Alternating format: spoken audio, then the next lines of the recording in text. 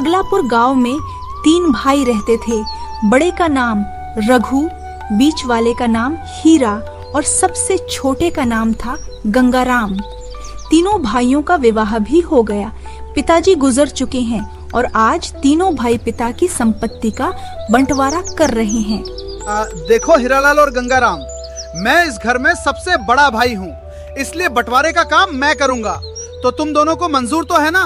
किसी को कोई दिक्कत तो नहीं? बोलो। भैरव भैया, मैं तो बीच का हूँ, आप जो निर्णय लेंगे मुझे स्वीकार है। हाँ, एक बार गंगाराम से पूछ लो, उसे तो कोई दिक्कत नहीं है ना? हाँ गंगाराम, बोल भाई। अरे मुझे क्या दिक्कत हो सकती है भैया, आप दोनों तो मेरे बड़े भाई हैं। जो भी निर्णय लोगे मेरे अच्छे के लिए ही होगा। पिताजी के गुजरने के बाद आप दोनों को मैं पिता स्वरूप मानता हूँ। मुझे पता है आप मेरा बुरा नहीं चाहेंगे। वाह भाई गंगाराम, तुमने तो मेरा दिल जीत लिया। मुझे लगता है अब सबसे पहले हमें खेत का बंटवारा करना चाहिए, क्यों हीरा? हाँ भैया, जैसा आप ठीक समझे। अब तीनों भाई खेत का बंटवारा करने घर से निकल पड़ते हैं। अब बंटवारे में किसको क्या मिलेगा ऊपर वाला ही जाने। फिर थोड़ी ही दूर चलने पर गांव का मुखिया मिल जाता है। अरे आज कहाँ से सूरज निकला है? तीनों भाई, वो भी एक साथ। कहाँ चले? मुखिया जी, आज हम तीनों भाई मिलकर खेत का बंटवारा करने जा रहे हैं। बंटवारा, वो भी मेरे बिना? अरे मुझे तो लेकर चलो। ये दोनों तो मुझे नहीं लेकर जाने वाले। गंगाराम, कम से कम तू तो बोल ही सकता है ना मुझे चलने को, क्यों? नहीं मुखिया जी, ये मेरे बड़े भाई पिता समान है, मेरा भला ही चाहेंगे और आपके बिना जो फैसला लेंगे सही ही लेंगे। आपकी वहाँ कोई जरूरत नहीं है मुखिया जी। ठीक है गंगाराम, भलाई का जमाना तो है नहीं। तुम लोगों का घर का मामला है, तुम लोग जानो, मुझे क्या। इतना बोलकर मुखिया यहाँ से चला जाता है और कुछ देर बाद तीनों भाई खेत में पिता के द्वारा लगाए हुए सेब के पेड़ के नीचे पहुँच जाते हैं। लो भाई, हम लोग पहुंच गए खेत में। हाँ, तो अपने पास एक बड़ा खेत और एक मैड है और हम ठहरे 3 लोग। तो गंगाराम, हम दोनों बड़े भाई हैं, इसलिए खेत में हम दोनों भाइयों का हिस्सा होगा। जो मैड बचती है वो आती है गंगाराम तुम्हारे हिस्से में। मुझे स्वीकार है भैया, मुझे स्वीकार है। ये तो बहुत अच्छा निर्णय है। खेत ना सही पर घर का बंटवारा जरूर मेरे पक्ष में करेंगे भैया। कहो गंगाराम, चुप क्यों हो? तुम्हें तो कोई आपत्ति नहीं है ना? नहीं भैया, आप बड़े हैं, जो करेंगे सही करेंगे, ये निर्णय मुझे भी मंजूर है। कोई आपत्ति नहीं है।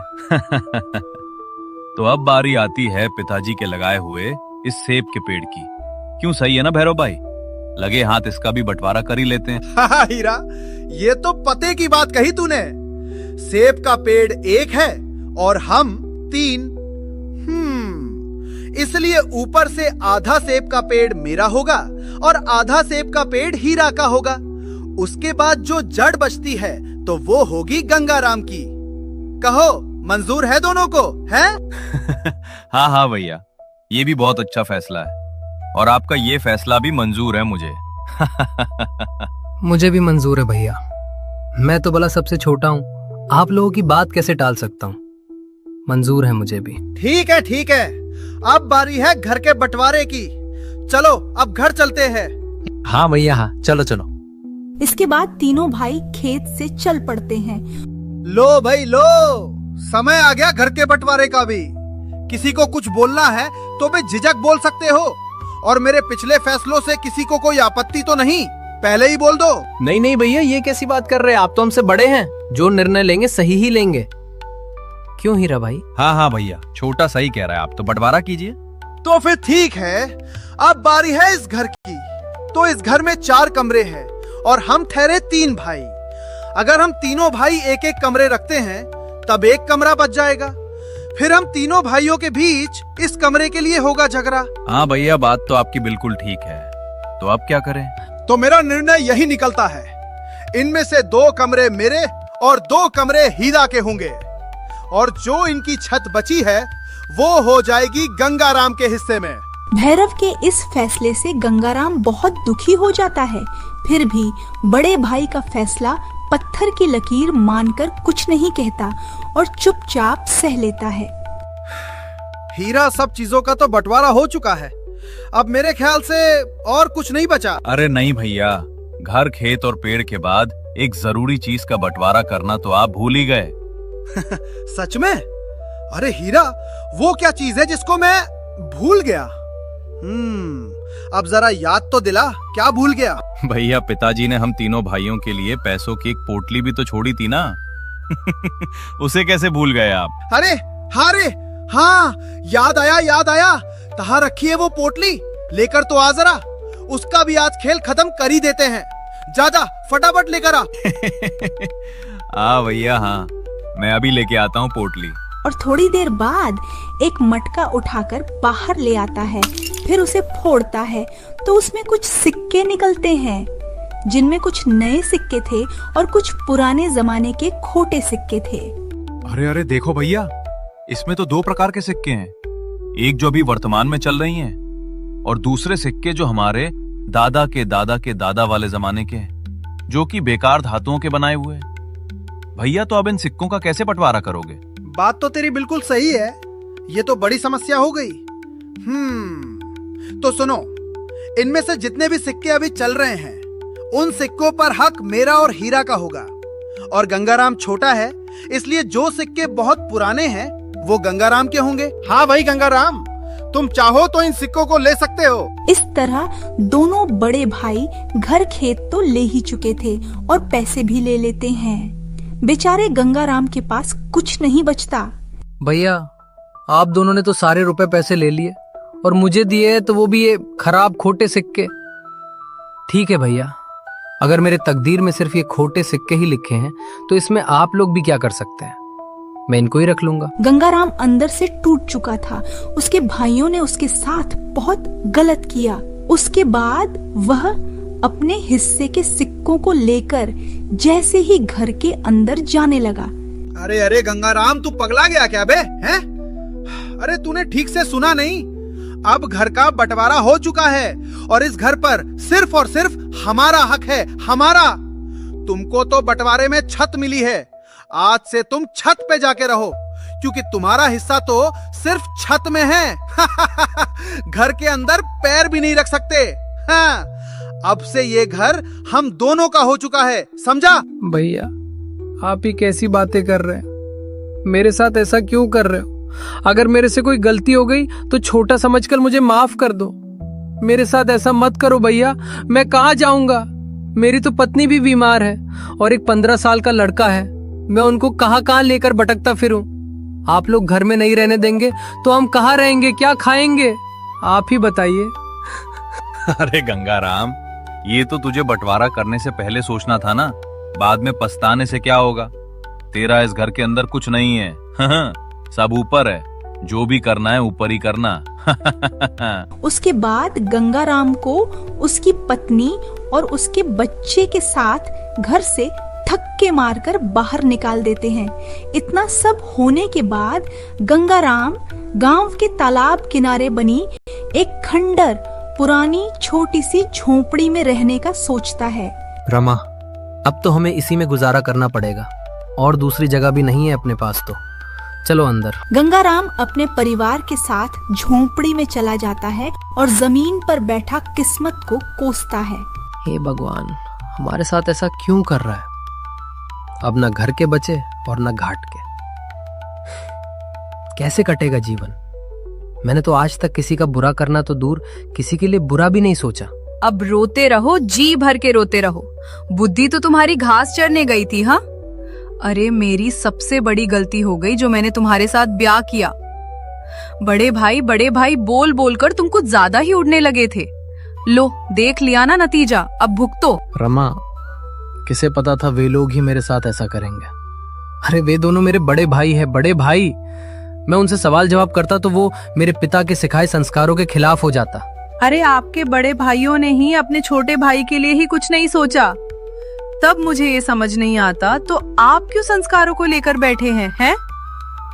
अरे उन लालचियों ने सब कुछ तो रख लिया, और जो दिया है वो भी खेत के नाम पर, बिना काम आने वाली जमीन। और पेड़ के नाम पर दिया तो क्या, जड़। और तो और घर के नाम पर छत, और पैसे के नाम पर ये आदम जमाने वाले सिक्के। अरे ऐसे भाइयों के होने से तो अच्छा है आपका कोई होता ही नहीं। अब बस भी करो रमा, बस भी करो। और कितने ताने मारोगी?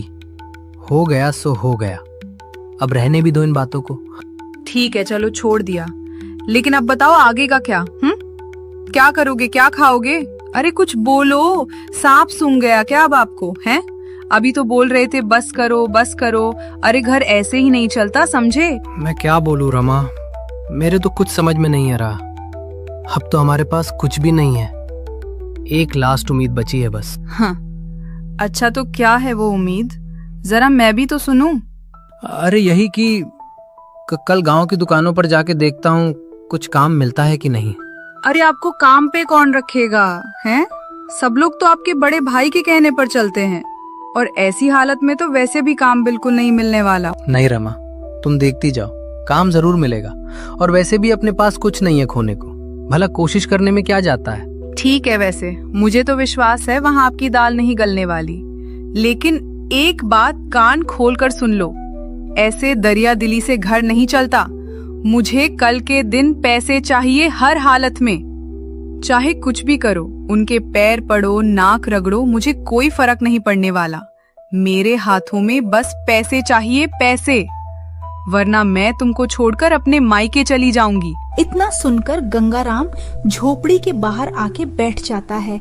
रात बहुत हो चुकी थी, लेकिन गंगाराम को नींद बिल्कुल नहीं आ रही थी। जैसे तैसे करके रात तो कट गई और सुबह होते ही काम ढूंढते हुए बाजार चला जाता है। राम राम बंशीलाल भाई। रामो राम रामो राम। कहो गंगाराम, कैसे आना हुआ, वो भी इतनी सुबह सुबह? वो मुझे काम की सख्त जरूरत है। मेरे पास ना तो कोई काम है और ना कोई पैसा।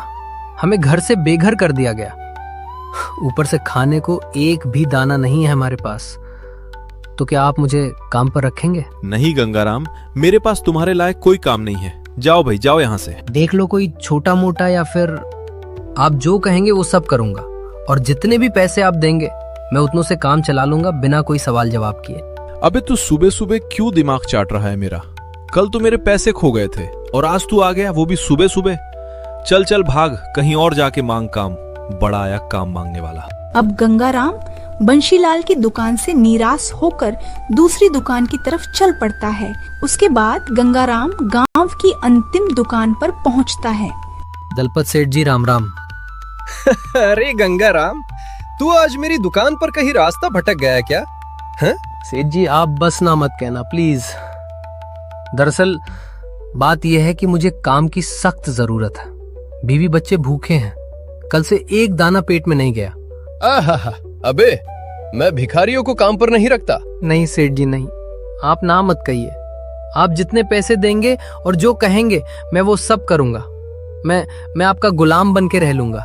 अबे तू जा यहाँ से, मैं मर भी जाऊं पर तुझे काम पर कभी नहीं रखूंगा। ये सुनकर गंगाराम यहाँ से चला जाता है और दुखी मन लेकर गांव के गट्टे पर जाकर बैठ जाता है। अरे गंगाराम, क्या हुआ मेरे भाई? उदास क्यों बैठा है? किस बात से इतना परेशान है रे? क्या बताऊं किशन भाई, मेरे साथ मेरे भाइयों ने बहुत बुरा किया। घर खेत सब ले लिया, और कुछ पैसे थे उनमें से पुराने सिक्के मुझे दे दिए। अरे जो अब इस जमाने में किसी काम के नहीं। फिर मैंने सेठ साहूकारों और गांव की दुकानों पर काम के लिए पूछा, लेकिन पता नहीं क्यों कोई भी मुझे रखने को तैयार ही नहीं। तू हौसला रख, हिम्मत मत हार। अरे हाँ, तेरे साथ इतना सब हो गया, लेकिन तू मुखिया जी के पास गया कि नहीं अभी तक? हैं? मुखिया जी? अरे मुखिया जी मेरी क्या मदद करेंगे, वो भी तो इसी गांव का है। मुझे विश्वास है मुखिया जी तेरी मदद जरूर करेंगे। एक बार जाके तो देख। और वैसे भी तेरे पास दूसरा कोई रास्ता नहीं बचा। अब मेरी मान, एक बार मुखिया से जाके मिल तो सही, तभी पता लगेगा मुखिया का भी। इतना बोलकर किशन यहाँ से चला जाता है। हाँ, शायद किशन सही कह रहा था। एक बार मुखिया जी से जाके मिलना तो चाहिए। एक काम कर सकता हूँ, क्यों ना मुखिया जी के पास इन पुराने सिक्कों को लेकर जाऊं और इनके बदले मुखिया जी से कुछ नए सिक्के ले लूं। हाँ, ये सही रहेगा। गंगाराम बड़ी उम्मीदों से सिक्कों को लेकर मुखिया के पास चला जाता है। प्रणाम मुखिया जी। हाँ कहो कहो गंगाराम, कैसे आना हुआ? क्या बताऊं मुखिया जी, आपको मेरे हालात के बारे में तो सब पता ही है। हाँ, वो सब तो मुझे मालूम है, तुम्हारे साथ बहुत गलत हुआ है। अब तुम क्या चाहते हो मुझसे, वो कहो। मुखिया जी, दरअसल बात यह है कि मेरे पास पुराने जमाने के 4 सिक्के हैं। क्या आप इन सिक्कों के बदले मुझे नए सिक्के दे सकते हैं? अरे गंगाराम, ये सिक्के? अरे ये सिक्के तो बेकार हो चुके हैं, अब ये चलन में नहीं है, और इन सिक्कों के बदले तुम्हें कोई पैसा नहीं देगा। सच में गंगाराम, तुम बहुत भोले हो रे। हे भगवान, अब मैं क्या करूं? मैं तो बर्बाद हो गया, सब कुछ लूट गया मेरा। कहाँ जाऊं? कौन मेरी मदद करेगा? कुछ तो रास्ता दिखा। अरे रे रे, देखो गंगाराम, अब पछताने से क्या होगा। मैंने तुम्हें पहले ही बोला था मुझे साथ लेकर चल, लेकिन नहीं, तेरे तो भाइयों का भूत सवार था। लेकिन उसके बाद जब तुम तीनों भाइयों के बंटवारे की बात सुनी तो सुनकर बहुत बुरा लगा गंगाराम, बहुत बुरा। हे ऊपर वाले, ऐसे भाई तो दुश्मनों को भी ना मिले। मुखिया जी, अभी क्या करूं? मुझे तो कुछ समझ नहीं आ रहा। लगता है मेरी तकदीर में भूखे मरना ही लिखा है। रो मत गंगाराम, रो मत। पता नहीं क्यों तुम्हारा दुख मुझसे देखा नहीं जाता गंगाराम। वैसे तो मैं किसी के ऊपर दया नहीं करता, फिर भी तुम्हारा दुख देखकर मेरा कठोर दिल भी आज पिघल गया। तो एक काम करो गंगाराम, कल से तुम और तुम्हारी पत्नी मेरे खेतों में काम करो। मैं जितनी मजदूरी दूसरे मजदूरों को देता हूँ, तुम लोगों को उससे कुछ ज्यादा मजदूरी दूंगा। वैसे भी अभी तुम्हारे पास कोई काम भी नहीं है। हाँ हाँ मुखिया जी, कल से मैं आपके खेतों में काम करने जरूर आऊंगा और मेरी पत्नी को भी साथ लेकर आऊंगा। तब ठीक है गंगाराम, कल सुबह खेत में मिलते हैं। और ये सिक्के अपने पास ही रखो, इससे तुम्हें अपने पूरे जीवन अपनी 4 रुपए वाली तकदीर की निशानी याद तो रहेगी, कैसे तुम्हारे भाइयों ने तुम्हारे साथ धोखा किया। आपका बहुत बहुत धन्यवाद मुखिया जी, बहुत बहुत धन्यवाद। इसके बाद गंगाराम खुश होकर यहाँ से चला जाता है। उसे बस एक बात की चिंता खाए जा रही थी, अगर पैसे लेकर नहीं आए तो उसकी पत्नी उसे छोड़ देगी। उधर गंगाराम की पत्नी रास्ता देख रही थी, कब गंगाराम आएगा और कब वो लोग खाना खाए। सोचते ही सोचते गंगाराम अपनी पत्नी के सामने पहुंच जाता है। उसके बाद अपनी पत्नी को सारी बातें बताने लगता है। गांव में कोई भी दुकान वाला काम पर रखने को तैयार नहीं था और ना ही कर्ज देने को तैयार थे, लेकिन मुखिया जी ने कल से हमें अपने खेतों में काम करने रखा है। अब यही दिन देखना बाकी रह गया कि पेट भरने के लिए भी अब हमें दूसरे के खेतों में काम करना पड़ेगा। हाय हाय हाय रे मेरी फूटी किस्मत। देखो रमा, तुम अपनी हद पार कर रही हो। कोई इतना नीचे कैसे गिर सकता है? अरे पत्नी वो होती है जो हर कदम पर अपने पति का साथ दे, चाहे वो सुख हो या दुख। अपने मरने के दिन आ रहे हैं और तुम्हें अपनी पड़ी है। अरे हमें काम मिला है, कल से हम दोनों को काम पर जाना होगा, वरना भूखे मरते रहो। इस तरह गंगाराम रमा को मुखिया के खेत में काम करने को मना लेता है। अब दिन गुजरता गया, गंगाराम और रमा अब मुखिया के खेतों में काम करने लगे, जो उनकी रोजी रोटी का एकमात्र जरिया था। सबके खेतों में फसल लहराने लगी। अरे वाह भैया, इस साल तो हमारी फसल बहुत अच्छी दिख रही है। आखिर आपकी मेहनत रंग ले ही आई। हाँ छोटे, इस साल तो फसल बहुत अच्छी तैयार हुई है। अब तो आमदनी भी अच्छी खासी ही मिलेगी। हाँ भैया, अब आमदनी सिर्फ 2 हिस्सों में ही बटेगी। पहले उस गंगाराम के चक्कर में इसे भी 3 हिस्सों में बांटना पड़ता था। हाँ, कम से कम गंगाराम का हिस्सा तो अपना हुआ। अब कुछ दिन में फसल तैयार होने वाली है। चल चल छोटे, अब घर चलते हैं, कल सुबह फिर आएंगे। अरे रमा, देखो शाम ढलने लगी है, चलो घर चलने का वक्त हो गया। हाँ सूरज के बापू, चलो चलो घर चलते हैं। अब दोनों पति पत्नी मुखिया के खेत से जा ही रहे थे, तभी अचानक मुखिया आकर उनको रोक लेता है। क्या हुआ मुखिया जी, आपने हमें क्यों रोका है? सब ठीक तो है ना? हाँ गंगाराम, सब ठीक है, चिंता की कोई बात नहीं है। तो क्या हमसे कोई गलती हो गई? अरे नहीं नहीं बेटे, वो तो मुझे तेरे